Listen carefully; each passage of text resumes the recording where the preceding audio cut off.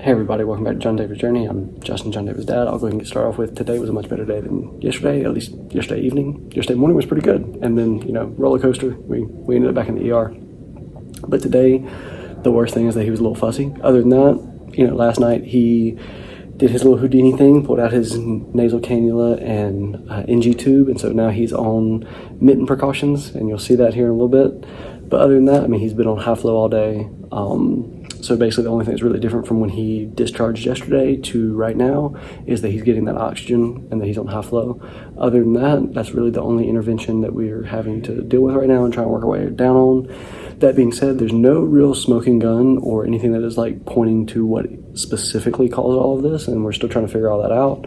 He did have his viral panel come back negative last night, so it doesn't seem to be any of the more common viruses that they tested for. However, there's hundreds and thousands of viruses, so it could be one that just wasn't as common, that wasn't on that panel. However, there wasn't anything on that panel that showed that it would have caused this. And then also we consulted with neurology today because he had a stroke when he came off ECMO and had all of his seizures, and we were suspecting maybe it was possibly seizures. And so they came and talked to us and said, based on the evidence, they really didn't think that it was a seizure. However, you can never say for certain 100% because the only way to capture a seizure is either to see it physically, which we don't even know what his seizures look like because the last time we saw him have one, he was on a paralytic, so we don't know how he physically reacts when he has a seizure. And also the only way to do it scientifically and know that a seizure is going on is with EEGs, and he did not have the EEGs on yesterday, so there's not 100% way to say it wasn't. However, they don't think it was based on how he has responded and the symptoms that he gave.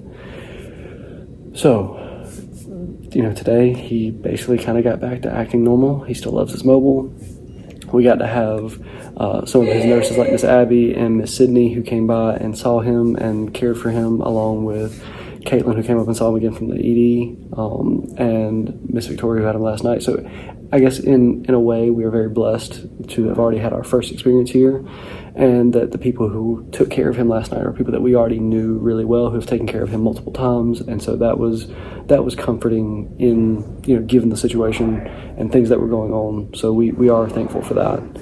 He also gave some more smiles to finish off the day, and you'll see that here at the end. So that was something that was really reassuring to us, was that he is still reacting and kind of acting the way that we would expect him to. He wasn't that way yesterday, which makes sense given that he, was kind of low on his reserves and had his event. But we also wanted to say thank you to everybody for checking in, calling, texting, because again, yesterday was a scary day. So also, I was recording in the lobby because Jon David was asleep, but now he's awake, so I'm back in here for a second. But I did want to give a little update on Hunter as well. He's doing well. He stayed with Grammy today, had a pretty good day. He skipped his nap, so he went to bed early and was pretty much zonked. But I did want to let y'all know how he's doing because there are some pictures of him.